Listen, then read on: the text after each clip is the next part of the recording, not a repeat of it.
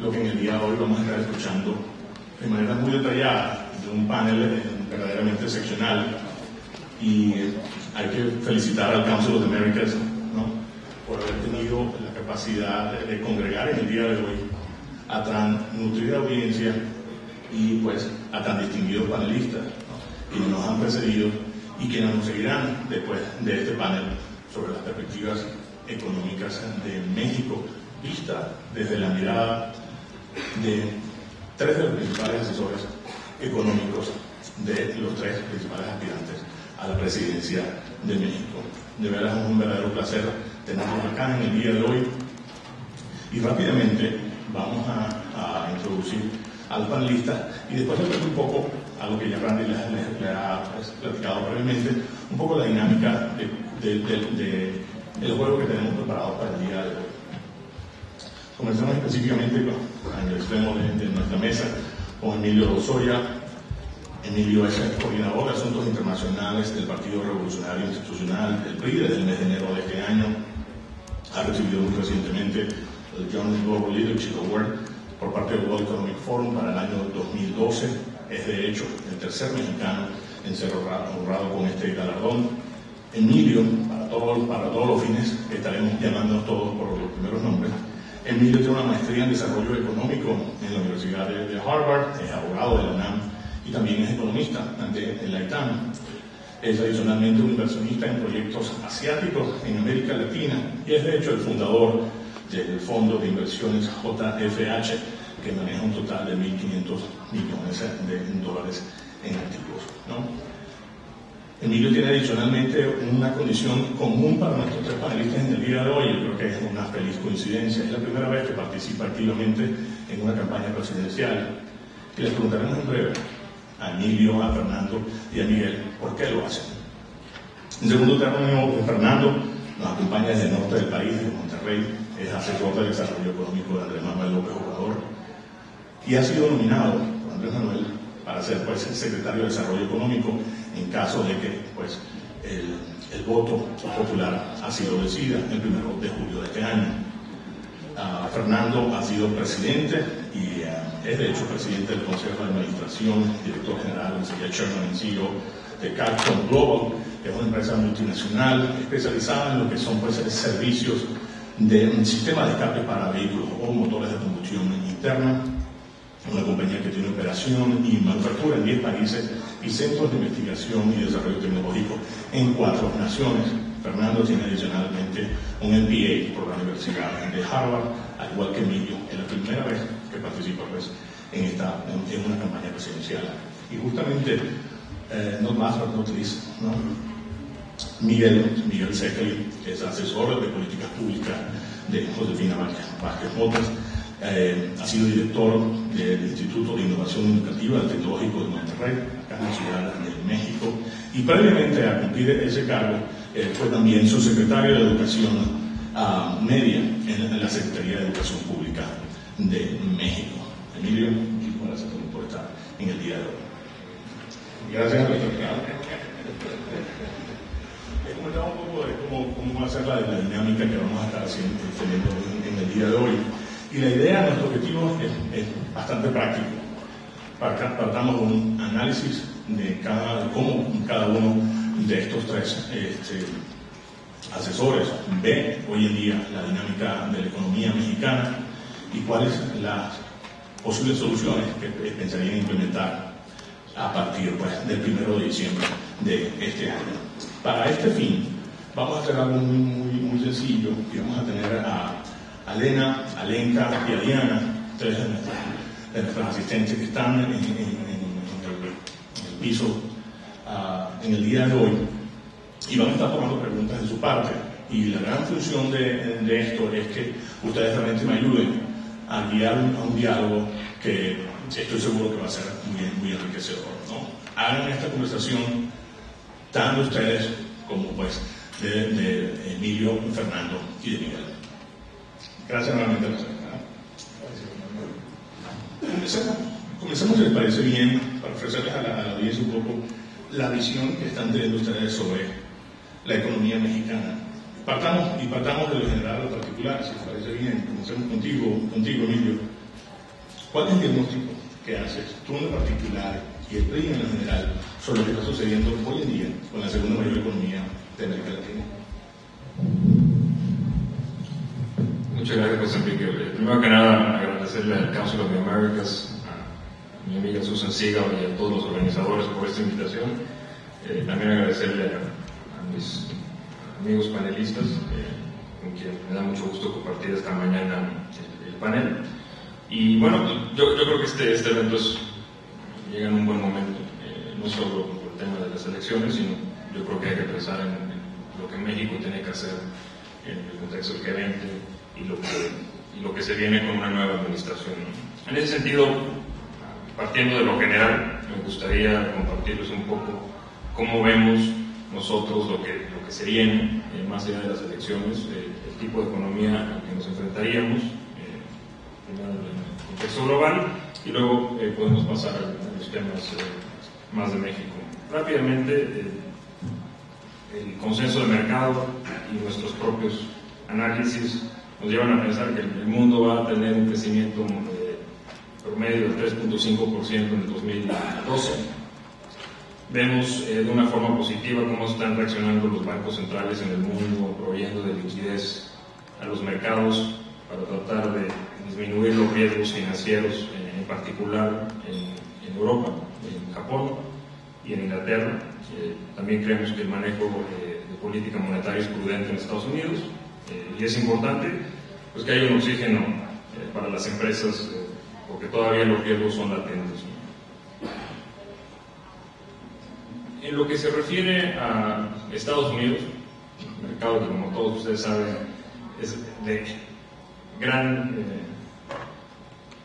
influencia en nuestras posibilidades de crecer o no crecer, vemos también de forma positiva las últimas cifras del mercado laboral. La semana pasada se anunció la creación de 227,000 empleos y en febrero se revisaron hacia el alza los últimos 2 meses con casi 60,000 empleos. Creemos también que es muy importante monitorear la tasa de desempleo.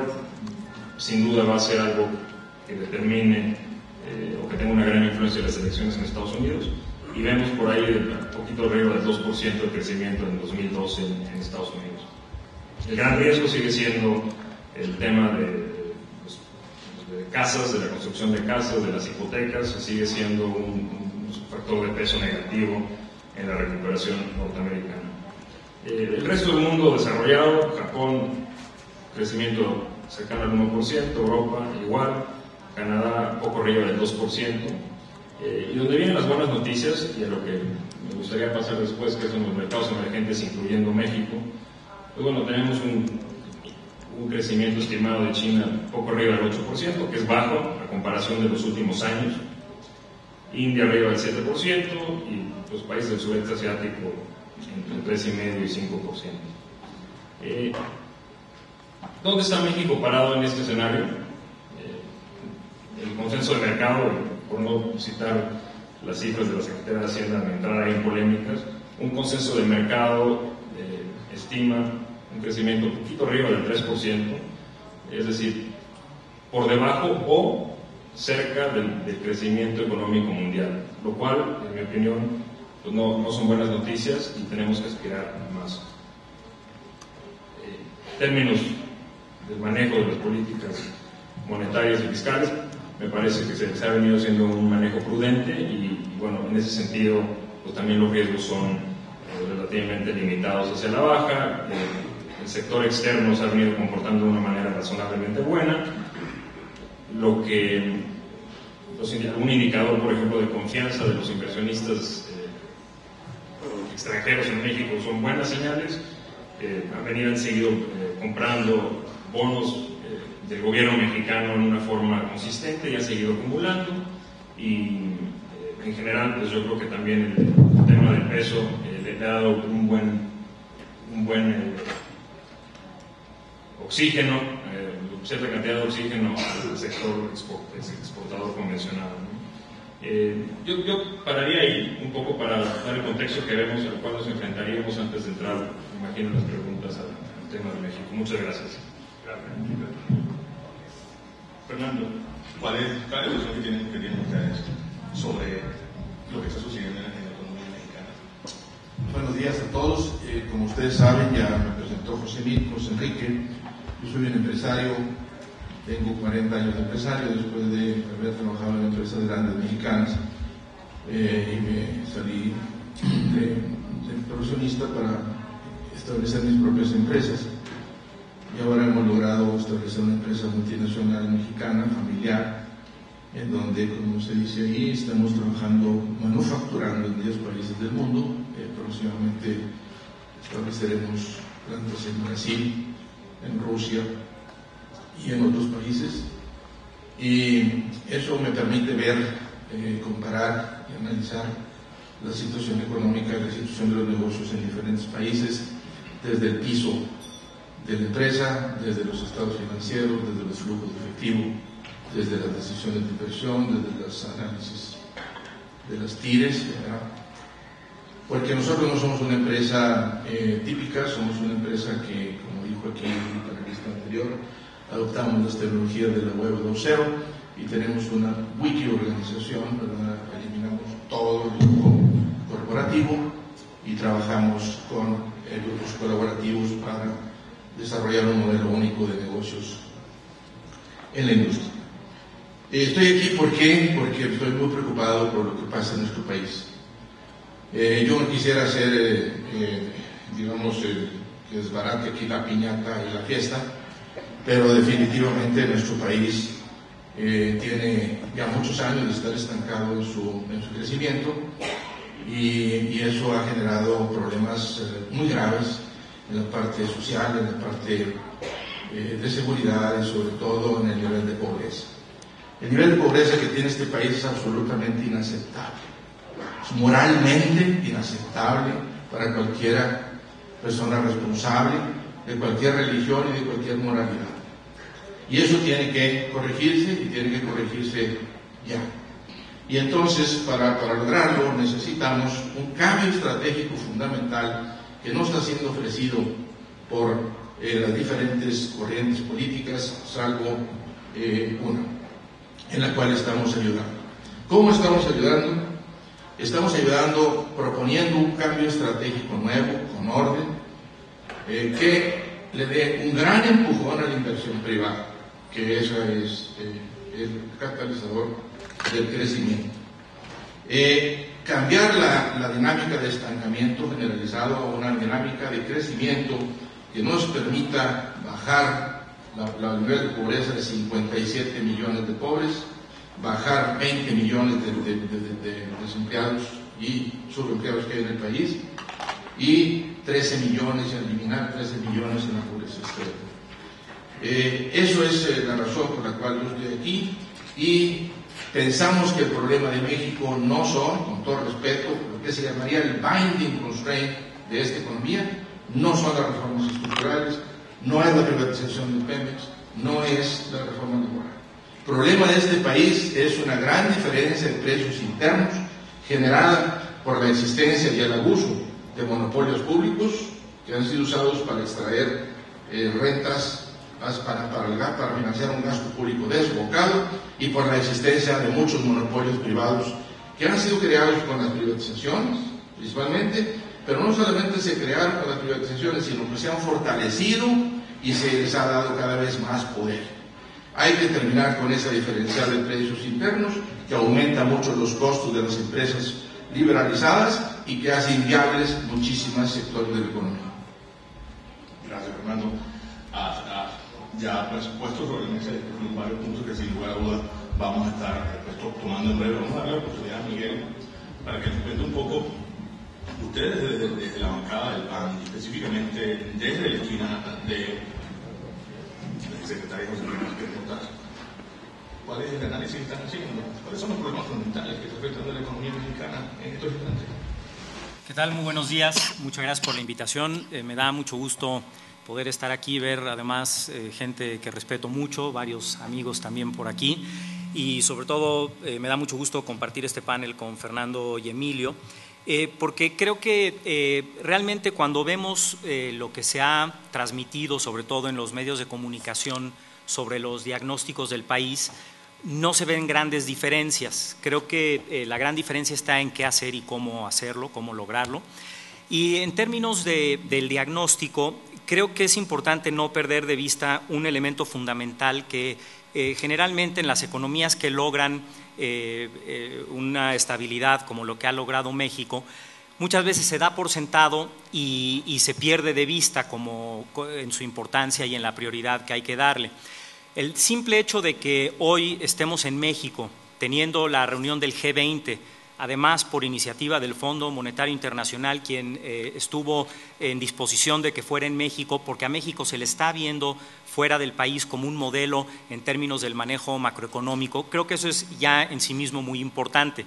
La crisis internacional nos está dejando lecciones nuevamente muy importantes que se pierden muy rápido en la memoria, como por ejemplo lo que está pasando ahora en Grecia y en otros países europeos, que por tener un gasto público excesivo están pagando ahora la factura. Y esto es muy similar a lo que le sucedió en México en el año 1994. Estamos a 18 años de esa gran crisis de 94. Y de hecho, si en 94 todos estábamos ahí y vivimos esa crisis, yo creo que si nos hubieran dicho que México 18 años después estaría siendo modelo de estabilidad, difícilmente lo hubiéramos creído. Pero en cuanto al diagnóstico, creo que eso es un elemento muy importante. Podríamos incluso comparar cifras de los 80s y los 90s en materia de inflación, de devaluación, de tasas de interés. Ustedes conocen muy bien esas cifras y hay una diferencia abismal. Si bien estos elementos hoy nos parecen naturales, sí requieren de un manejo responsable de la economía y de un perfil de política macroeconómica muy bien marcado desde el inicio de una administración. Ahora, eso no es suficiente. La estabilidad, por supuesto, que es un factor fundamental sin el cual no se pueden lograr otros objetivos. Y ya lograda la estabilidad, creo que hay por lo menos 3 desafíos muy importantes. El primer desafío es el crecimiento económico, la generación de empleos. El segundo desafío es la desigualdad económica. México, si vemos el PIB per cápita del país, que es de aproximadamente $9,000 por persona, si esos $9,000 los dividiéramos equitativamente entre todos los mexicanos, el nivel de pobreza pues prácticamente sería de 0, porque tendríamos a toda la población con un ingreso suficiente para cubrir sus necesidades. Ese no es el caso de México. Los niveles excesivos de pobreza se deben sobre todo a esta enorme desigualdad. México sigue siendo un país con enorme desigualdad bajo los estándares internacionales, y esa desigualdad refleja, y este es el tercer elemento que creo que es importante del diagnóstico, toda la serie de candados y toda la serie de barreras que nos hemos autoimpuesto por muchas décadas y que hoy están impidiendo que la economía florezca, que la economía detone todo su potencial. Nuevamente creo que todos estaríamos de acuerdo en que México es un país de enormes recursos. El problema no son los recursos, el problema es cómo podemos lograr que esos recursos se traduzcan en un mejor nivel de vida para toda la población. Y quisiera poner solamente 2 ejemplos de este tipo de barreras que, si bien tuvieron mucho sentido en alguna otra época de la historia, hoy pues ya son totalmente inviables. Una de ellas es la ley laboral. Es una ley laboral que, por ejemplo, impide que haya flexibilidad en términos de horas que una persona decide estar en el empleo. Por ejemplo, la ley laboral en términos de discriminación hacia la mujer es un impedimento enorme para que haya equidad de género en México en materia de oportunidades laborales. Y un segundo ejemplo de este tipo de barreras es lo que ha sucedido con Pemex. Por ejemplo, si vemos la tasa impositiva que se le aplica a Pemex por ley históricamente, claro, eso genera recursos públicos que se convierten en gasto, pero estamos destinando a esta empresa a tener siempre un déficit de inversión, de no poderse modernizar, y vemos casos como en otros países como Brasil, donde han modificado este tipo de reglas precisamente para poder adecuarlas al siglo XXI, y eso detona toda una serie de procesos que a final de cuentas redundan en un mayor crecimiento, en una mayor generación de empleos. Creo que estas barreras, mencioné solo 2, hay muchas más.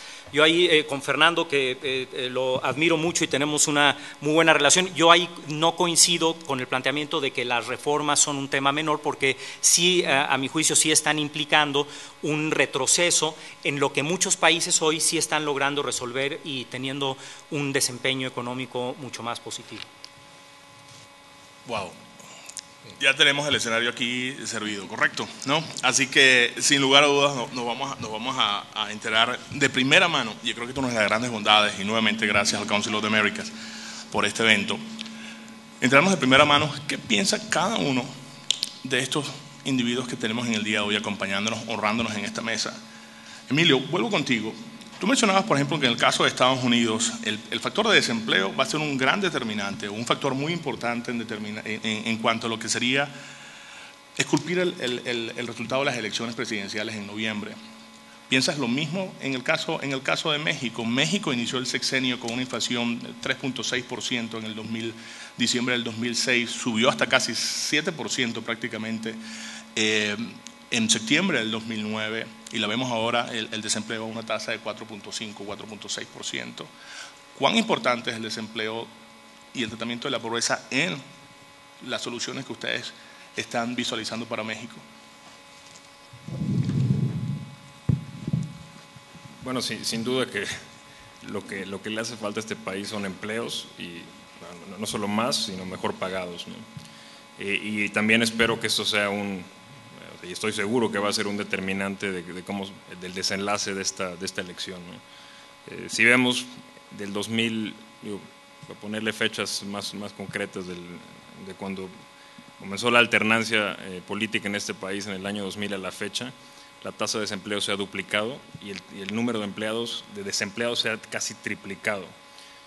Cuando yo salgo, justo antes de meterme en la campaña y con el fondo de inversiones, cuando veía distintas alternativas, claramente pues era un poco triste esta paradoja de que la mala imagen que tenemos en el exterior, en particular con el tema de seguridad, que en mi opinión está prácticamente, pues uno de los mayores determinantes de esto es cuando estamos creciendo en la última década, a menos del 2%, 1.7% más. Entonces somos una fábrica de desempleados. Sin duda que se puede combatir a través de políticas públicas contra el crimen organizado, etcétera, pero al final de cuentas lo que necesita este país es crecer, y crecer por lo menos al doble o al triple de una forma sostenida. El tema de empleos es clave. Ahora, ¿cómo llevar a cabo esto? También difiero respetuosamente de lo que dice don Fernando. Yo creo que sí se tienen que llevar a cabo reformas muy importantes. Él mencionaba una, que es el tema de la competencia, lo coincido plenamente. El tema de la reforma energética es otro. Y un tercer tema, que es un cuello de botella para la generación de empleos en este país, es el tema del crédito. Nuestra penetración, como porcentaje del PIB, anda por ahí del 23-24%. Brasil tiene una penetración del crédito del 50%. Chile, 120%. Tenemos una banca de desarrollo, mismo las empresas en las que hemos invertido aquí en México, nosotros no acudimos a la banca de desarrollo porque es más lenta y más cara.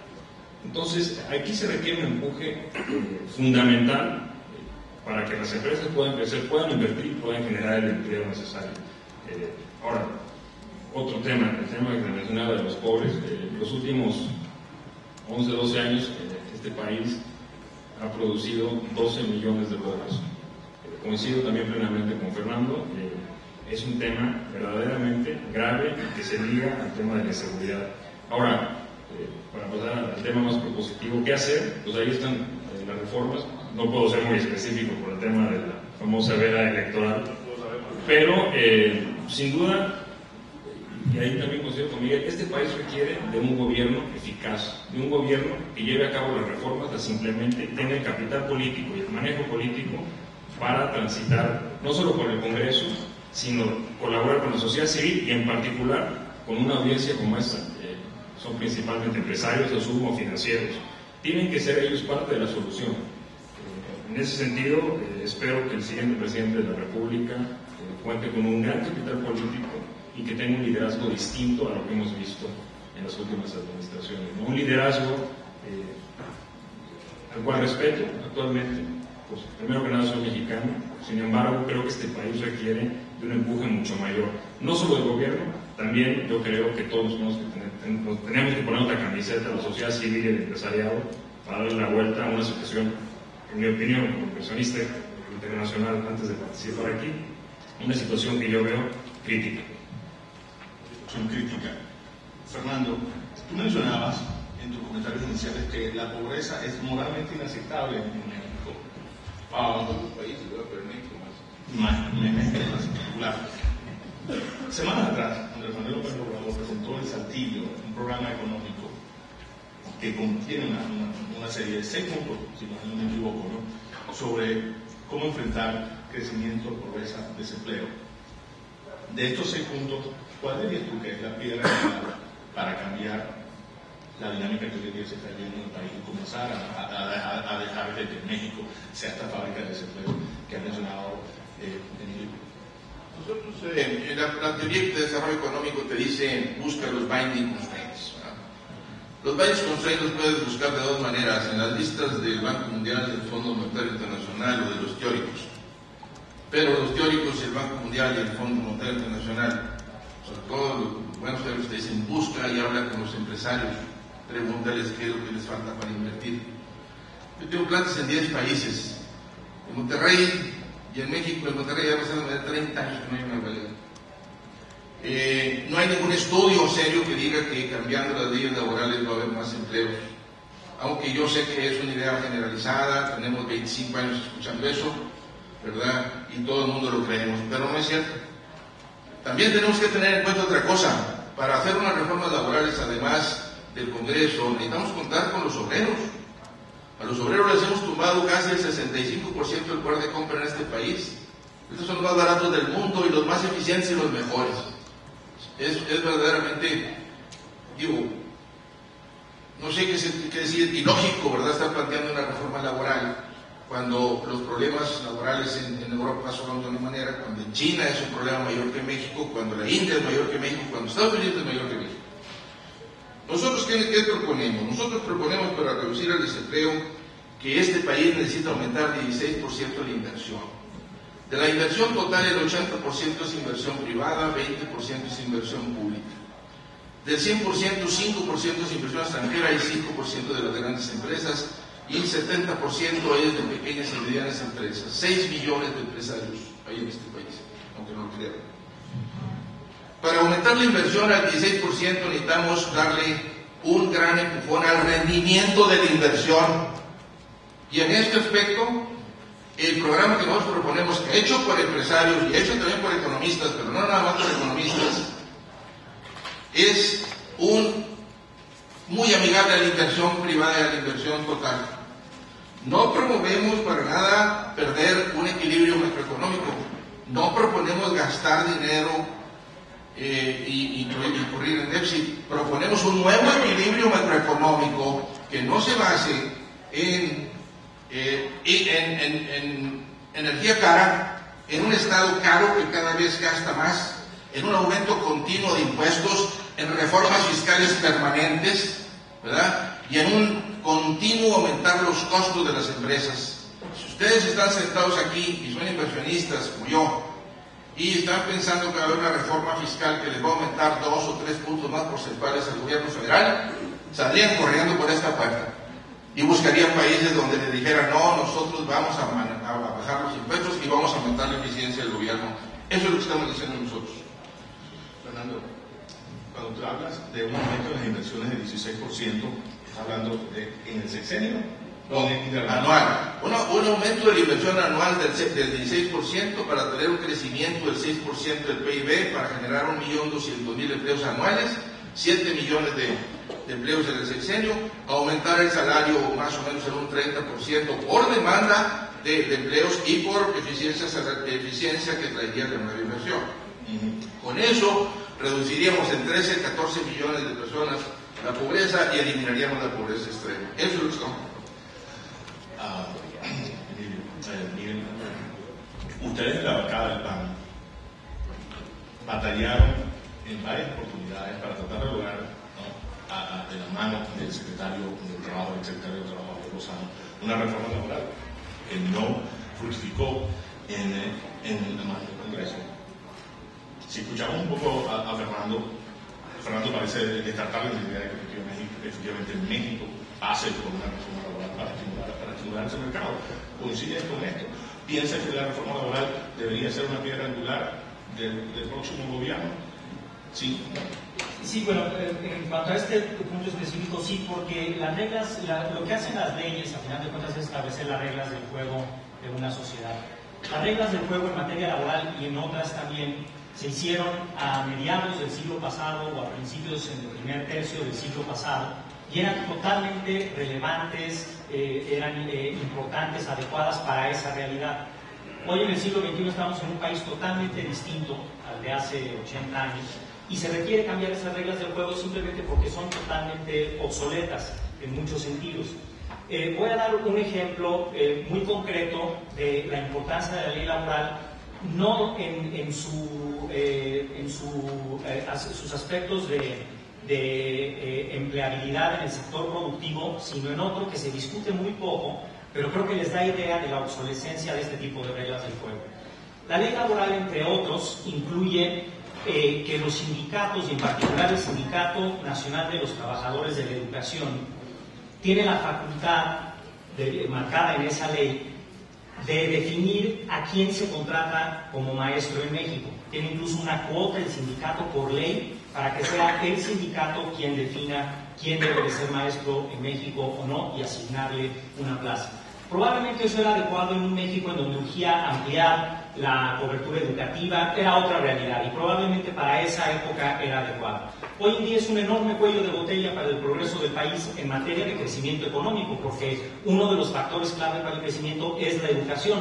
Y con la calidad de la educación que tenemos en México, en muy buena medida por las deficiencias que tienen el magisterio en términos de su preparación y de las oportunidades de capacitación, estamos destinados a tener una de esas barreras al crecimiento. Es solamente un ejemplo del cambio en reglas del juego que me parecen fundamentales y que ni siquiera tienen que ver directamente con aspectos económicos como los que hemos venido comentando. Pero el planteamiento que se ha dado en materia de crecimiento no nada más incluye la educación. Todos sabemos, y Fernando y Emilio también estoy seguro que coincidimos en esto, no hay una receta mágica para el crecimiento de ningún país, porque todos ya hubieran seguido esa receta. Incluso modelos como el de China no son replicables en países como México, por más exitosos que sean. El planteamiento que se ha ido desarrollando es que son al menos 8 factores los que se requieren para realmente detonar el enorme potencial con que cuenta México. Primero, seguridad. Segundo, el sistema fiscal. Tercero, el sector energético. Cuarto, el mercado laboral. Quinto, la identificación de sectores prioritarios y estratégicos. Sexto, la productividad de los trabajadores. Séptimo, el mercado interno. Y en octavo lugar, la educación. Y quisiera finalmente darles 3 ejemplos muy concretos. En estos 8 temas hay 50 planteamientos muy concretos de a qué se refiere la propuesta para abordar estos temas. Y voy a referirme solamente a 3 como un ejemplo y con todo gusto les podemos pasar este documento. Es una presentación para el que le interese. Pero, por ejemplo, cuando hablamos de sectores estratégicos, México hoy en día en el siglo XXI tiene una enorme ventaja que no ha explotado, por ejemplo, en materia de turismo médico, estando junto a la mayor economía del mundo, con una demografía en donde personas de la tercera edad están demandando servicios médicos de manera muy intensiva. En México tenemos excelentes doctores, doctoras, enfermeras, y para un adulto mayor estadounidense es infinitamente más barato venir a recibir esa atención en México que tenerla en su país.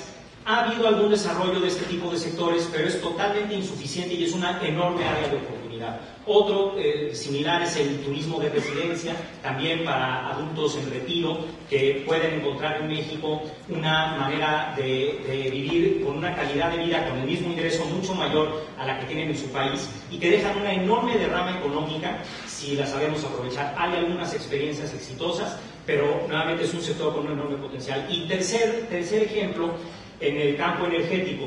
México, hasta hace relativamente poco, se descubrió que México es uno de los países, de los 10 países con mayores yacimientos de gas de lituita. Es un gas que se extrae directamente de las piedras en el subsuelo. No es gas natural, es un gas distinto, de un costo muchísimo menor, incluso al gas natural que ha bajado de precio significativamente, y en donde ya, por ejemplo, con la ley de asociaciones público-privadas, se podría detonar una inversión focalizada a este tipo de sectores con un enorme potencial de crecimiento, en donde además no se cuentan con las barreras legislativas de inversión porque no pertenece al grupo de los hidrocarburos en donde hay muchas restricciones. Este tipo de inversiones, nuevamente es un ejemplo, 3 ejemplos de los 50 puntos, pero es un tercer ejemplo de cómo con una identificación de oportunidades adecuada se puede canalizar inversión pública y privada complementaria para detonar sectores que hasta ahora han sido totalmente ignorados o poco aprovechados, como también el caso del turismo médico y del turismo de residencia. Son nada más 3 ejemplos de que creo que es importante no nada más hablar de los grandes números que sí son importantes y son una base fundamental, pero tenemos que tener propuestas muy aterrizadas y concretas para que esos grandes deseos de tasas de crecimiento mayores a 5% o de atraer mucho más inversión se puedan hacer realidad. Tasa de crecimiento mayor a 5%, ¿es lo que ustedes estarían tratando de llevar adelante, de ser elegidos en el 1 de julio? Yo creo que es una falacia decir vamos a lograr una tasa de crecimiento porque eso no depende solamente de las políticas del gobierno y eso no puede ser una meta porque está fuera del alcance de las herramientas con las que cuenta la política pública que tienen influencia, pero por ejemplo, si tenemos un escenario internacional como el que vimos hace solamente 3 años, con una crisis generalizada, por más deseo que tengas o por mejores políticas que tengas, no vas a poder crecer porque tienes un entorno adverso. Yo creo que más que pensar en la promesa de una tasa de crecimiento, lo que hay que pensar en cuáles son los cambios fundamentales en las reglas del juego y en la identificación de oportunidades para hacer una tasa de crecimiento económico viable, incluso superior al 5%. Superior al 5%. Emilio, el gobernador del Banco de México, Tim Carstens, ha estado, y me permito esta expresión, particularmente proactivo en sus últimas intervenciones públicas, acá en Ciudad de México y en el extranjero, hablando de necesidad de que México crezca a una tasa de 6% interanual, necesidad de que México genere más empleos como un byproduct de esa tasa de crecimiento, necesidad de inversiones y de apertura de inversiones en sectores estratégicos como telecomunicaciones.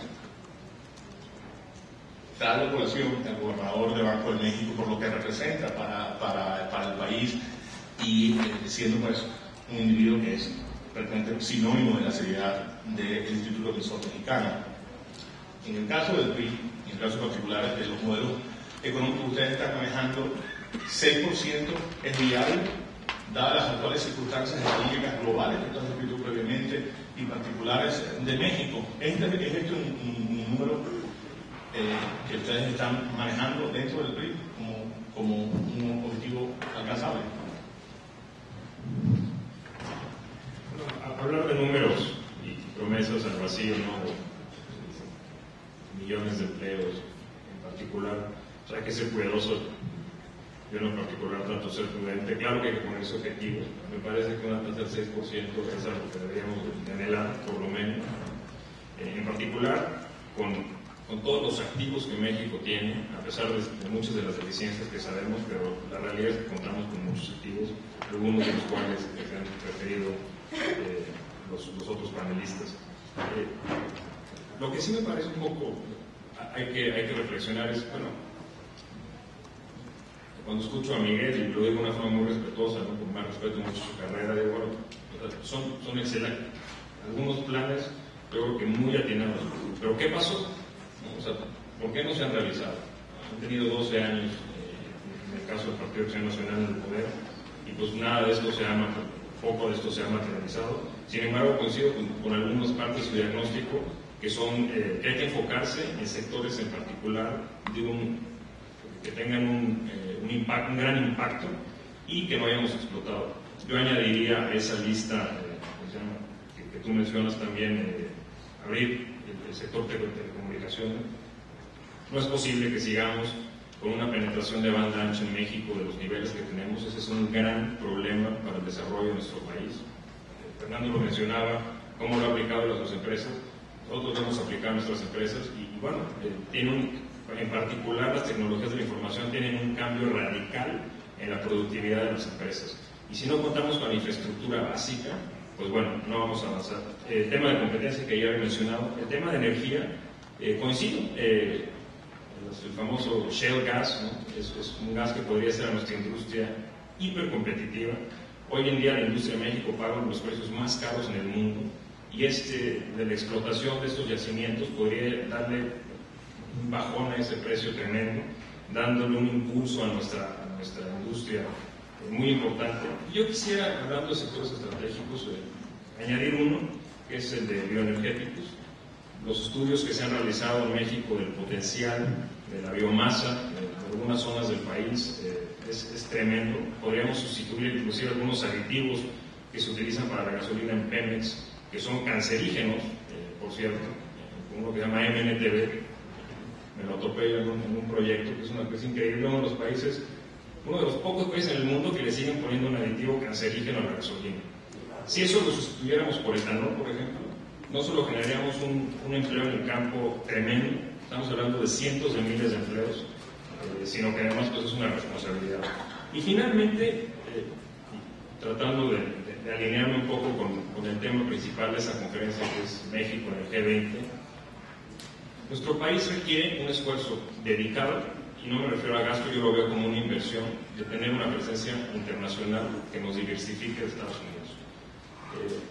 Hoy en día uno habla no solo con cancilleres, sino ministros de economía del sur, de Asia, me refiero a Sudamérica, América Latina en general, el sudeste asiático y China. Y México no tiene una presencia como deberíamos de tener, siendo la decimoprimera o decimosegunda economía del mundo. Y aquí es un tema también de coordinación. Tenemos grandes empresas en este país que no tienen financiamiento para salir, no tenemos una política coordinada para ayudarles a explotar estos mercados. Y tercero, si bien se han hecho buenos esfuerzos para cerrar tratados de integración económica o algunos tratados de libre comercio adicionales, creo que debemos hacer mucho más. Yo me atrevería a decir que en este país hay un profundo desconocimiento de lo que está pasando en Asia, que hoy en día es una región en la que yo estoy muy activo en materia de inversiones, es donde realmente se está generando el crecimiento económico mundial. La mitad del crecimiento del PIB mundial viene de mercados emergentes. Ahí es donde tenemos que colgarnos. No es posible que, tema de infraestructura muy claro, nuestros puertos, podríamos estar exportando cantidades de alimentos y de otras materias primas a Asia, lo cual hoy en día lo estamos haciendo por un cuello de botella que es la infraestructura.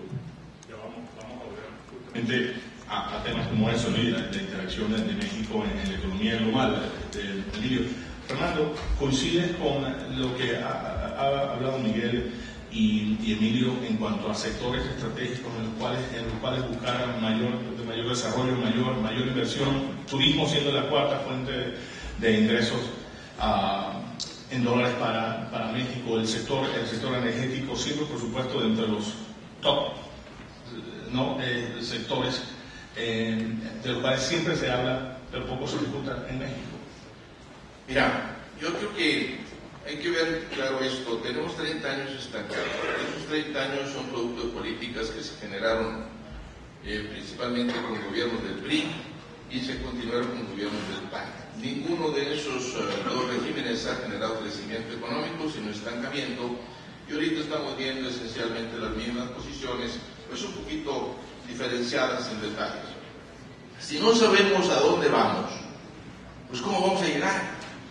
O sea, si no nos atrevemos a establecer una meta de crecimiento y una meta de logros, es como si en nuestras empresas no hiciéramos un presupuesto. Y si hiciéramos un presupuesto y decimos que vamos a ganar 25% más que el año pasado y nos dicen que eso es ilusorio, pues ilusorio sería no tener un plan, y nosotros sí lo tenemos. Entonces, este país no puede funcionar con un motor o dos, necesitamos funcionar con todos los motores, ¿verdad? Con los 8 cilindros jalando. Y para eso necesitamos políticas económicas amigables a la inversión y amigables a los negocios, amigables a lo que es una tasa interna de rendimiento que estemos haciendo ahorita para invertir ahorita, no para dentro de 3 años o dentro de 10 o dentro de 20, que logremos unas reformas estructurales que tienen 20 años estableciéndose. Los 6 puntos que tú dijiste son bien importantes y todos son cruciales. Primero, un manejo responsable de la economía fortaleciendo el crecimiento. No se trata de déficit, no se trata de inversión, no se trata de nada. Se trata de macroeconomía que acelera el crecimiento en primer lugar. Segundo, un gobierno, y ahí hay una diferencia fundamental en lo que dicen nuestros colegas. Segundo, gobierno austero y eficiente para que no sea caro. Nuestro gobierno ha aumentado de 19% del PIB cuando entró Fox a 26% del PIB de gasto y dicen que no completan. Dicen que necesitan más ingresos. Yo quisiera que alguien me dijera, de los que dicen que se necesitan más ingresos en este país, de qué tamaño quieren que sea el gobierno. Y de ese tamaño van a decir que es el que quieren que sea la iniciativa del sector privado, la diferencia. Entonces, necesitamos bajar los costos del gobierno. ¿Para qué? Para poder bajar los costos de energía, porque los precios de energía solo sirven para gastar en gasto corriente. Y eso lo han hecho todos los gobiernos anteriores, ¿verdad? Principalmente los dos últimos tengo que estar de acuerdo. Necesitamos no aumentar ya impuestos, y nosotros eso es lo que estamos estableciendo. No se aumentarán impuestos en términos reales, se va a eliminar el veto, ¿verdad? Se van a eliminar ciertos privilegios fiscales y se va a tratar de hacer una política fiscal más progresiva sin aumentar el tamaño del gobierno. Las personas que piensan que los países ricos llegaron a ser ricos gastando el 40% del PIB, pues no conocen, yo creo, mucha historia económica. Llegaron a ser ricos favoreciendo la inversión privada, y la inversión privada no se favorece con aumento de impuestos. Entonces, el cuarto punto es precios de energía competitivos con China, con India y con los países que nosotros competimos, porque si no tenemos energía barata pronto y ya, y la energía es cara por lo que se gasta en el gobierno federal, y aquí lo dijo Miguel, están quitando todo el dinero al Pemex, entonces no vamos a ver más máquinas en este país funcionando. Cuarto, reducción de precios internos favoreciendo la competencia económica de sectores claves, no nomás telecomunicaciones. El sistema bancario mexicano necesita una reforma profunda, que necesita dejar de ser protegido por Hacienda, ¿verdad?, y por el Banco de México, y ponerse a competir. Es sólido, es bueno, pero es minúsculo. Y es minúsculo, ¿por qué? No tiene incentivos para prestar. Entonces necesitamos cambiarle las reglas para que tenga incentivos para prestar, para que pueda crecer. La tasa de préstamos ha venido subiendo en los últimos años. Ha venido subiendo, pero sigue siendo el 19-20% del PIB. Cuando en Estados Unidos es 150% y en otros países 200%, en Brasil, tú lo dijiste, subió de 20 a 40 o 50. Es una banca minúscula por de todos los tamaños que lo veas. Entonces, necesitamos definitivamente, eso va a detonar mucho la inversión, definitivamente que la va a detonar. Piensen ustedes en este escenario, piensen en sus empresas y piensen en sus proyectos, y verán que muchos proyectos que ahorita no son viables, serían viables en este escenario. En mi empresa lo serían. Entonces, se va a requerir mucho más financiamiento para las pequeñas y medianas empresas. Necesitamos cambiarle los incentivos a la banca, necesitamos reforzar la banca de desarrollo, y necesitamos crear en México el Small Business Administration o una cosa parecida. Eso es ese plan, esos 6 puntos harían que México llegue a ser lo que puede y puede ser. Llegaría a ser la quinta, sexta economía mundial si nos ponemos en esto, no si seguimos pensando en reformas que nunca vienen, ¿verdad? Y les voy a decir una cosa, que se inventaron más bien como excusas ante el fracaso. El gobierno actual no se propuso realizar reformas, no se propuso tener reservas, no se propuso bajar la inflación, se propuso empleo. Y ha fallado precisamente en eso, que es lo que importa. Empleos, pobreza, ingreso de las personas. Si no nos enfocamos en eso, seguimos aplaudiendo el equilibrio macroeconómico estancador, le estamos haciendo mucho daño al país. No es correcto tener un equilibrio estancador, reservas como las tenemos, y el gobierno como lo tenemos, con 50%, más del 50% de la población en la pobreza. Eso no es ningún modelo, y eso no nos da ninguna autoridad moral para estar predicando a otros países, con todo respeto. ¿Qué planes tienen ustedes para almorzar? ¿Qué planes tienen ustedes para almorzar? ¿Dónde piensan almorzar? ¿Y dónde, mejor dicho, pensemos esto? ¿Dónde pensamos almorzar? Tomando en cuenta, fíjate lo que ya no tiene que ver. Que dijeron que esto era gratis, ¿verdad? No, vienes, y si fuera duda Susan y Randy, no, hago una pregunta por esta maravilla que estamos teniendo. Y fíjense cómo estoy inundando el papel, ¿no? Y esta es la parte realmente maravillosa de este intercambio, ¿no? Yo no tengo ninguna prisa. Perdón, Fernando, ¿sí? Yo no tengo ninguna prisa. Muy bien. A eso vine. Muy bien. Y tenemos toda una serie de preguntas maravillosas aquí, y déjame de inmediato un poco poner y dar pie a una de ellas, con algo, Fernando, que tú mencionabas, la necesidad de un aumento de 16% de la inversión, el hecho de que la economía mexicana desde el punto de vista está estancada. ¿Coincides tú con esto, Miguel? ¿Coincides en que México debería estar teniendo una inversión de 16% anual o interanual para salir del estancamiento del cual habla Fernando?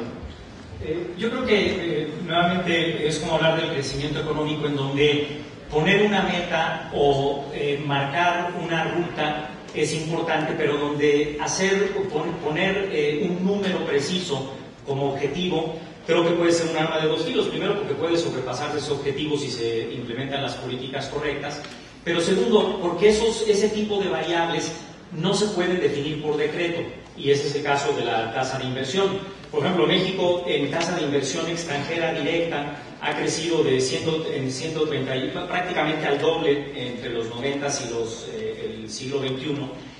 Y eso no es porque la política pública haya decidido traer ese tipo de recursos, es porque se dan una serie de condiciones que tienen como consecuencia que los inversionistas deciden invertir. Todos ustedes lo saben muy bien, este es un auditorio perfectamente informado en eso. La pregunta es cómo se generan las condiciones para que esa inversión se detone.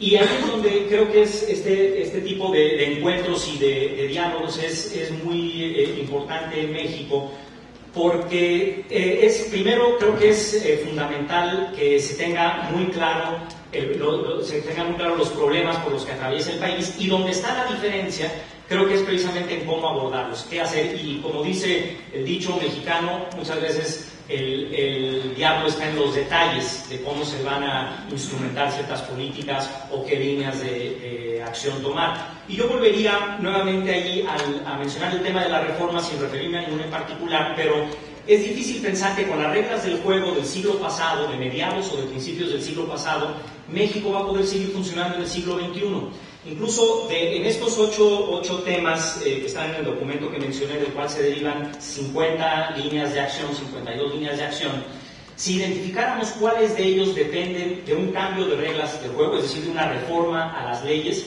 son alrededor del 45%. Un poquito más de la mitad se podrían hacer simplemente con políticas del Ejecutivo, en coordinación con los otros dos órdenes de gobierno, el estatal y el municipal. Pero si prácticamente es un poquito menos de la mitad que quieren un cambio en las reglas del juego, una de las grandes preguntas es cuál es la visión que existe acerca de cómo cambiar esas reglas del juego. Por ejemplo, para llegar a estos niveles de inversión de 16% o más incluso. Y ahí es donde creo que hay una diferencia importante. Una de las visiones que se ha venido promoviendo en los últimos meses antes de la veda electoral por parte de la licenciada Vázquez Mota ha sido el plantear que México lo que necesita es una nueva forma de gobernar. Si vemos en retrospectiva histórica muy rápidamente, venimos de más de 70 años del mismo partido en el gobierno. En el año 2000 se da un cambio de administración hacia otro partido, pero se rompen muchas de las reglas fundamentales del sistema político mexicano que giraba en torno al presidente. Ahora, a partir del año 2000, otros actores que en el papel tenían mucho poder e influencia en las decisiones han empezado a ejercer ese poder, el legislativo, los gobernadores, los medios de comunicación. Y si vemos, por ejemplo, el caso del legislativo, ahí se necesita un cambio fundamental. Lo que hemos tenido a partir del año 2000 y que veníamos arrastrando desde muchas décadas atrás, es que quien gobernaba en México y esto lo vemos a nivel estatal en todos los casos, quien gobierna son las burocracias partidistas. Cuando un partido gana todo en el Ejecutivo, y luego se enfrenta a no poder hacer nada o no poder hacer mucho, porque en el legislativo, si ese ejecutivo no tiene mayoría, simplemente por la dinámica política, independientemente de la visión del país, se bloquean iniciativas solamente con el objetivo político, y se da en muchos casos. ¿Cómo cambiar esa dinámica? Un gobierno de coalición, que ha sido el planteamiento, sería una oportunidad para primero conciliar una agenda nacional. Creo que eso no es tan difícil, porque la visión de cuáles son los problemas nacionales es bastante clara y en muchos elementos compartida. Si se logra que el Ejecutivo, que quien gane la elección del año 2000, no continúe gobernando solamente con las burocracias partidistas, sino que de los otros partidos incluso invite a gobernar, como se ha planteado ya, invitar al gabinete a representantes de los otros partidos que tengan un perfil profesional, especialización en sus diferentes campos, y que se acuerden las grandes prioridades nacionales, se gobierne compartidamente y que eso garantice que en el Congreso se puedan llevar a cabo las transformaciones que requiere el país. Eso va a cambiar totalmente el panorama. Empecé hablando de la inversión, pero nuevamente para aumentar la inversión se requieren decisiones. La pregunta es, ¿cuál es la diferencia en el planteamiento de esas decisiones? Y una es el sistema político, y esta es una vía en particular. Como sabemos, no tenemos tiempo suficiente para almorzar, porque entre otras verdad tenemos al secretario de Finanzas un poco más tarde. Yo les propongo... Podemos correr 2 horas. Ok. Lo bueno que comida hay, ¿no? Yo les propongo que hagamos una especie de ronda de tacos, ¿no? Y lo que digo a esto, ronda de tacos, es que nos comamos de volada, lo más rápido posible. Y porque para que podamos cubrir estas preguntas. Entonces yo les propongo lo siguiente, no sé si les parece bien a ustedes en la audiencia. Voy a hacer una pregunta, Emilio, Fernando, Miguel. Respondámoslas en un minuto, ¿okay? De la manera más concisa posible, para dar la oportunidad de participar a toda esta maravillosa audiencia que nos está pidiendo que comamos y que posiblemente cenemos, ¿no? ¿Les parece bien? ¿Les parece bien esto? Un minuto y comenzamos con esto. Emilio, Miguel, no se oponen a los monopolios como lo hace Fernando. Concuerdan sobre el tema de los monopolios de Pemex y la CFE, y muy relacionada con esto, ¿tendrá su partido de valor para enfrentar los monopolios privados en telecomunicaciones, alimentos, etcétera? Un minuto. Rápidamente, sí, hay un compromiso total. Parte del decálogo económico del candidato y algunos subcapítulos mencionan muy claramente qué es lo que se quiere hacer en materia de competencia. Sabemos que el 40% del gasto de una familia de ingreso medio va a beneficiar a monopolios, lo cual también coincido con Fernando, es un tema, pues, una moralidad muy cuestionable. Pero en el tema de energía, CFE, Pemex, pues también está la propuesta del candidato, muchos de ustedes conocen. Hay un tema inclusive avanzado a nivel técnico y legal de lo que nos gustaría que fuese una reforma en el sector energético, pero sí también comentar aquí con Fernando que a ver si nos explica qué racionalidad económica hay en construir 5 refinerías en este país cuando hay una capacidad instalada a nivel mundial significativa. Entonces, hay capacidad instalada de acero, de automóviles, de todo lo que quieras. Con este criterio pues no podríamos hacer nada, ¿verdad? Tendríamos que importar todo y tendríamos, pues, no sé con qué le vamos a pagar si no tenemos empleo, ¿verdad? Entonces, nosotros estamos clarísimos, esto es fundamental, eliminar los monopolios privados, las prácticas monopólicas, favorecer a las empresas, eliminar las prácticas monopólicas con todo el peso del Estado. ¿Por qué lo podemos hacer? Porque no tenemos intereses creados. Nuestro candidato, no hay intereses creados en este monopolio. Entonces, nosotros vamos a convertir a Pemex y a CFE en compañías al servicio del consumidor. No se van a privatizar, porque no están las condiciones para privatizarse. Más del 64% de los mexicanos, diga lo que diga el Banco Mundial y digan lo que diga la empresa extranjera, o lo que sea, no quieren que se privatice. ¿Y saben por qué lo quieren? Porque todas las privatizaciones anteriores se generaron monopolios privados. ¿Cómo vamos a privatizar Pemex y CFE si ni siquiera hemos acabado con los monopolios que se crearon en las anteriores privatizaciones? Esa es política central de nuestra propuesta. Monopolios en una economía liberal es igual a veneno. Si no los quitamos, este país no va a crecer. Hagamos toda la lista de reformas, aunque no les paguemos ni un centavo a los obreros, no va a crecer. Miguel, por supuesto que los monopolios son una de las grandes barreras que enfrenta México, y en estos 52 planteamientos, dentro de los 8 temas, está por supuesto de manera central la eliminación de monopolios, no necesariamente todos privados, porque también los monopolios públicos pueden generar enormes costos para un país, y creo que México es el caso. Y voy a poner un ejemplo de por qué también, no nada más son los monopolios privados, sino también debemos de preocuparnos por los monopolios públicos. La ley, en términos de producción de energía en México, le impide a una persona generar energía más allá de cierto límite, porque toda la energía la tiene que producir el Estado. Nuevamente, son reglas del juego muy adecuadas para otro siglo, otras décadas atrás, pero totalmente insuficientes y totalmente restrictivas para el México del siglo XXI. Solo enfatizaría que si vamos a hablar de monopolios, creo que es importante quitarnos también muchos atavismos y ver el tema de los monopolios independientemente de quién es el dueño de esos monopolios. El crecimiento de México pasa por el combate de esos monopolios desde tu punto de vista. Definitivamente, por ejemplo, y aquí Fernando lo sufrirá seguramente todos los días, los costos en México de la energía y los costos en México de las telecomunicaciones son una gran restricción para las empresas mexicanas que quieren exportar, y hay muchos otros, y el financiamiento, por supuesto. Si no se abordan este tipo de temas, nuevamente vamos a seguir teniendo barreras para que México pueda lograr las tasas de crecimiento que necesitan. Y por eso, más que hablar de una tasa de crecimiento, hay que hablar de cómo se va a lograr eliminar estos monopolios, y ahí es donde se requiere una nueva forma de gobernar. Hablando de forma de gobernar, hablando de cómo hacer las cosas, Emilio, ¿por qué México ha coincidido en estos planteamientos en los cuales ustedes están hoy refrendando, y sin embargo no se han logrado estos cambios? Y esto me lleva a una pregunta que estamos recibiendo desde Twitter, ¿no? Uno de nuestros seguidores vía multimedia. ¿Quién está dispuesto a negociar con los partidos políticos para lograr cambios como estos? Entonces, vamos a comentar el tema otra vez, el tema educativo que yo sigo sin entender. También me parece interesante que Fernando insista ahí. Él hablaba de aumentar la rentabilidad de las inversiones de las empresas. O sea, por cada peso invertido de Pemex en exploración y en aumentar nuestra producción, versus ir a comprar,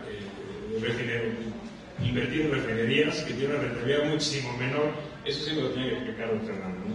Sí, no, eso lo tiene que explicar los mexicanos. No, eso es Debería hacer gasolina sin petróleo, ¿verdad? Pero dónde sacar petróleo después de la gasolina. Emilio. Claro que se requiere un mejor manejo de la política. Miguel lo comentaba. Claramente, pues, la política se ha crispado en México en los últimos años. No se han llegado a los acuerdos que la sociedad demanda y que el país requiere para producir los empleos, los que todos coincidimos aquí. Creo que el tema del empleo ha sido recurrente en este panel. Claramente se tiene que llegar a consenso, se tiene que hacer buena política y se tiene que tener un liderazgo. Un presidente con una legitimidad pues, cuestionada originalmente, como la que tuvo nuestro presidente. Segundo, que se enfrentó a los partidos políticos de una forma consistente, pues era difícil que se llegara también a acuerdos, ¿no? Yo espero que la siguiente administración gane quien gane. Esperamos obviamente que gane nuestro partido, tenga el capital político de llevarlo a cabo. Fernando, acá una pregunta que trato.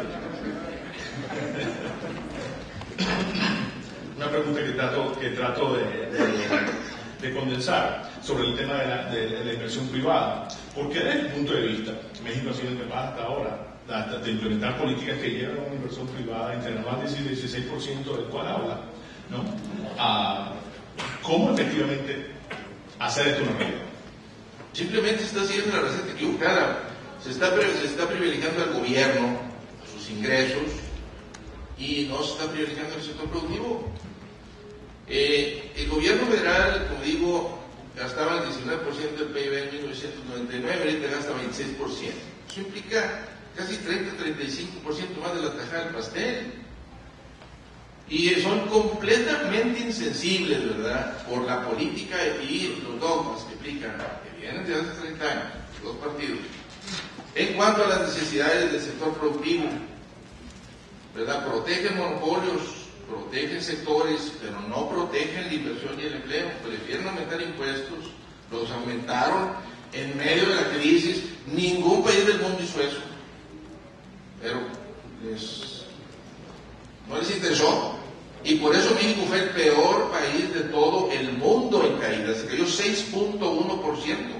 El PIB en el 2001. El PIB en el 2001, que porque estamos cerca de Estados Unidos, pues es absurdo, ¿verdad? Canadá está igual de cerca y no se cayó eso. Y porque las exportaciones, China depende más de las exportaciones que nosotros tenemos déficit. Es más, Las exportaciones le restan al PIB, no le suman. Las exportaciones netas. Sí. Tenemos déficit.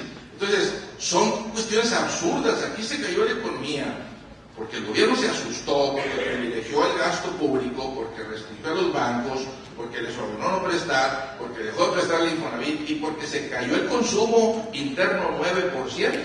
Sí. No por la crisis. Entonces, la receta está equivocada. Están poniendo la carreta enfrente de los bueyes y nosotros estamos haciendo al revés. Vamos a poner el buey por delante. Fernando, ¿te permitiste votar con ese interino, verdad? Nada, acuérdate que preguntamos 60 minutos, ¿no? Miguel, ¿qué garantía, eso es la pregunta, qué garantía se va a tener de que el PAN vaya efectivamente a hacer reformas, entre otras, en el sistema educativo durante el sexenio de Calderón, el presidente Felipe Calderón y Vicente Fox? No se hizo nada. Un minuto. Bueno, ahí sí yo no coincido, creo que luego poner a los bueyes adelante puede tener muchos costos, entonces ahí más bien tal vez lo que se tiene que hacer es, en materia de estas reformas, es tener muy claro, nuevamente,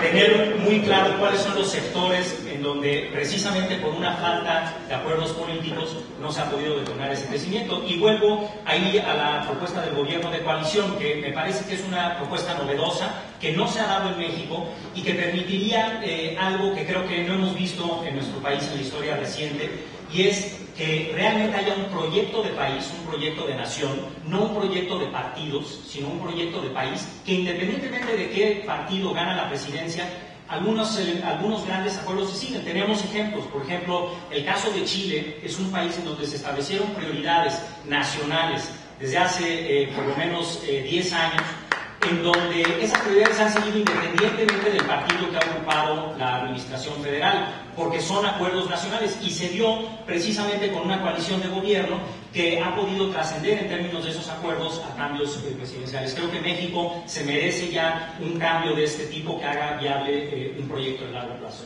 ¿Sí o no? ¿Cómo es posible pensar en un gobierno de coalición si dentro del Congreso hemos visto varias de estas propuestas, hablando del sector laboral, una segunda propuesta que se menciona en un momento de reforma energética luego de aprobada en el 2008, que tampoco fructificó, y hay una serie de propuestas que están todavía dormidas por la falta de capacidad de establecer esa coalición de la que usted habla? ¿Es posible? ¿Es realista? Yo creo que sí, realmente es el modelo político que tenemos. Tenemos un sistema político en donde, por ejemplo, los diputados, los senadores, los alcaldes no se pueden reelegir.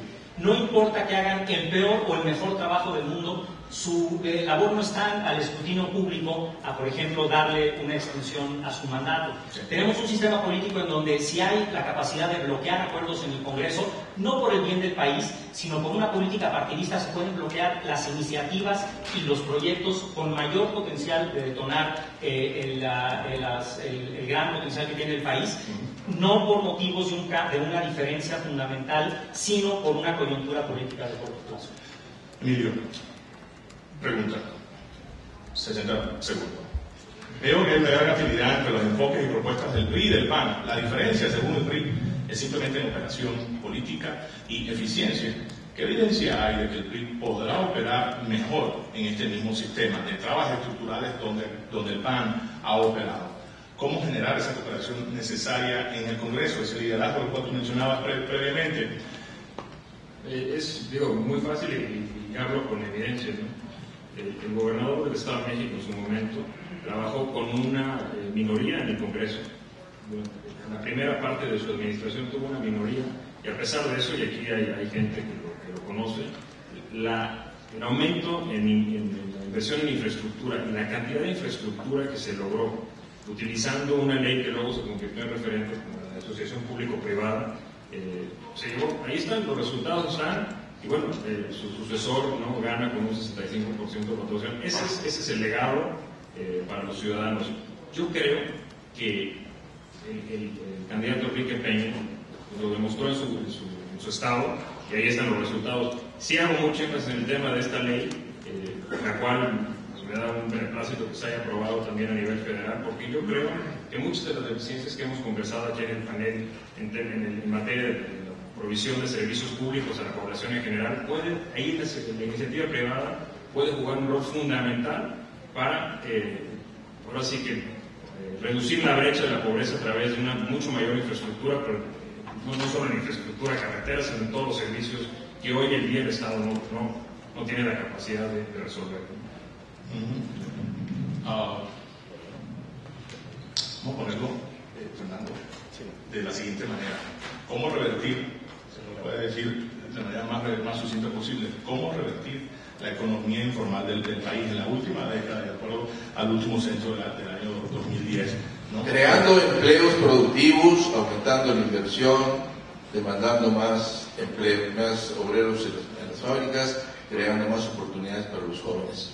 ¿Cuál sería la primera medida que debería tomar el gobierno de Andrés Manuel para justamente enfrentar eso? Si la medida ya la comentamos, perdón. Estamos hablando de acelerar la economía con este programa de 6 puntos. O sea, estamos hablando de un concepto holístico, un concepto integral. La informalidad existe porque no hay empleos. Y si no hubiera informalidad, no sé qué estuvieran haciendo esas personas. El estar en contra de la informalidad, el no estar en contra de las políticas económicas y el desempleo, no es correcto. Esas personas están ganando la vida de la única manera que pueden. No tienen otra. Entonces, en todos los países pobres, en todos los países donde no hay empleo, hay informalidad. En los países ricos también hay informalidad, pero menos. Necesitamos hacer este país rico para acabar con la informalidad. Es la única manera. El último censo, Miguel, demuestra que hay aproximadamente 13 millones de mexicanos en la economía informal, 15.3. La última cifra que vimos este día domingo, empleados formalmente en el país. La economía informal, ¿cuál sería el silver bullet para ustedes? Hay por lo menos dos elementos, dos lados de la moneda. Uno son las oportunidades que se generan en la economía. Eso tiene que ver, por supuesto, realmente con las reglas del juego que impiden que sectores estratégicos se detonen y generen empleo. Y número dos, tenemos un tema que se ha hablado muy poco en esta mesa, pero que me parece que es crítico para el futuro de México, y es la educación. En México seguimos teniendo un sistema educativo con enormes deficiencias, un sistema educativo que no genera los recursos humanos que requiere el sector productivo, o por lo menos los sectores con mayor potencial de crecimiento.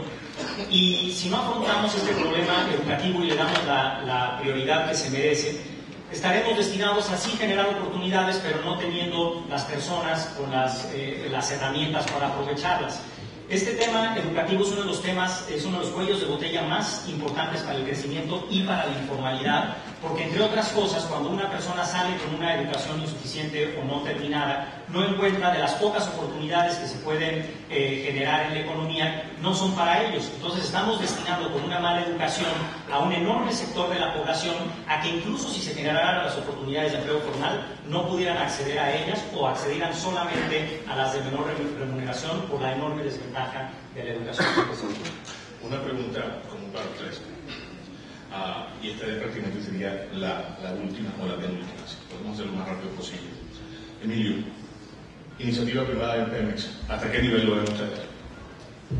Reaccionar yo, claramente el equipo de campaña y el PRI coincide en el problema de educación. Nos preocupa que una exsecretaria de Educación con un desempeño como el que tuvo aspira a ser la presidenta de la República. Ahora, en lo que es Pemex, yo creo que algo que ha cambiado en los últimos 10 años también es la experiencia en las Américas de lo que es Colombia y Brasil como posibles referentes a abrir el sector sin privatizar. Que el recurso, el hidrocarburo siga siendo de la nación. Sin embargo, que te abras a la inversión privada, dinero que hoy en día no tiene petróleos mexicanos ni la tecnología. Pues bueno, hay una serie de variables que se pueden ver, pero yo te diría que en general es muy sencillo. Se tiene que abrir Pemex a la coinversión con iniciativa privada. ¿Por qué? Porque nacional y extranjera. Es nuestra posición. Porque, a ver, nacional, ¿quién tiene los recursos y la tecnología? Solo Pemex. Fernando. Este sería. Yo creo que las restricciones que hay para que la iniciativa privada participe en Pemex son verdaderamente pocas. O sea, la única restricción, hasta donde yo sé, no soy experto en la materia, es simple y sencillamente no le puedes pagar con reservas, no le puedes dar reservas. Todo lo demás lo puedes hacer. Ustedes ven plataformas ahí de Schulenberg, de compañías americanas, de compañías extranjeras, todo lo puede hacer. ¿Estarías de acuerdo que Pemex continúe con profit sharing agreements? Bueno, sí, pues ya está, ya pasaron esa reforma y no ha funcionado, por cierto. Yo lo que no estoy de acuerdo es que digan que Pemex no tiene tecnología, porque no tiene dinero. Pemex el año pasado ganó 60% de EBITDA a ventas. Ganó 240, 250 mil millones de pesos, no me acuerdo. Y Hacienda le quitó 100 mil pesos, 100 mil millones más. Y la dejó en pérdida. Dinero sí tiene. Lo que pasa es que se lo están quitando como tú dijiste, tío. Entonces, no hay que quitárselo. Y que no tenga tecnología, yo creo que es una... Es hablar muy mal de lo que está haciendo Pemex, la cuarta petrolera mundial, y de los ingenieros mexicanos. Sí tiene tecnología.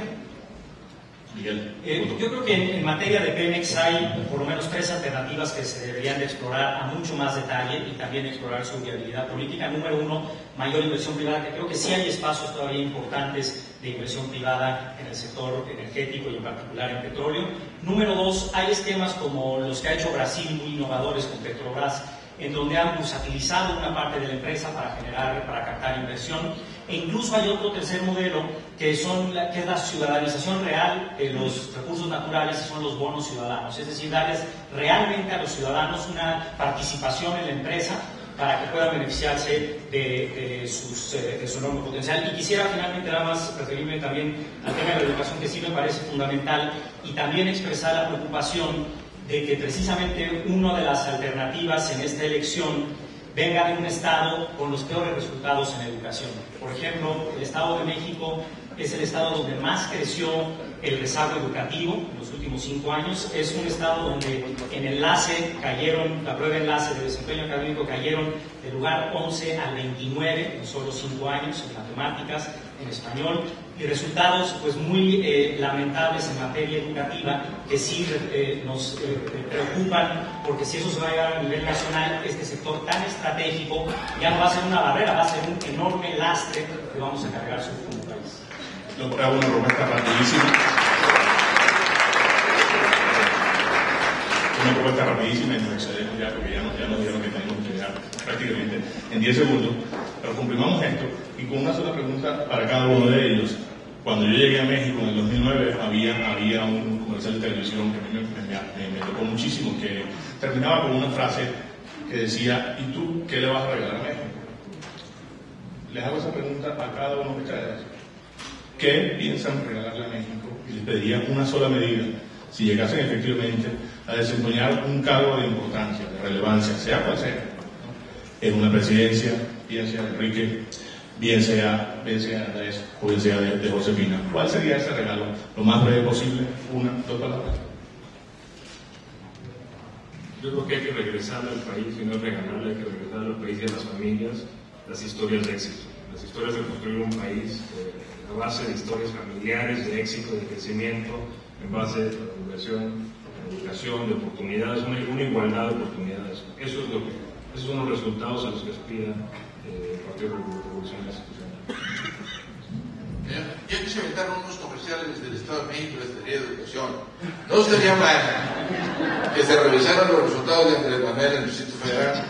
El Distrito Federal tiene el nivel más alto de educación, tiene uno de los niveles más bajos de desempleo, tiene unos niveles muy buenos de seguridad, ¿verdad? Y tiene bastante inversión privada y finanzas sanas.